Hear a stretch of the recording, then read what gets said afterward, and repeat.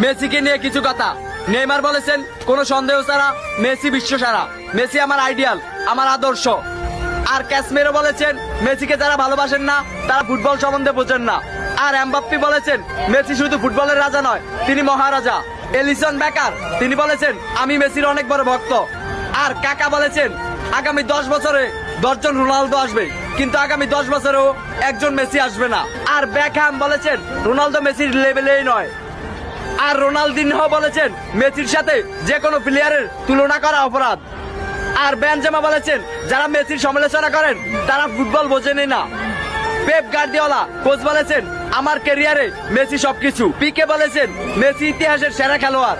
La Liga সভাপতি বলেছেন Messi লালিগার সম্পদ। আর প্লেকে জিজ্ঞাসা করা হয়েছে মেসি নাকি রোনালদো, তখন প্লে উত্তরে বললেন মেসি। তো আই লাভ লিও মেসি। তো এই ভিডিওর মাধ্যমে কোনো প্লেয়ারকে ছোট করা দেখা হয়নি। তো যদি কোনো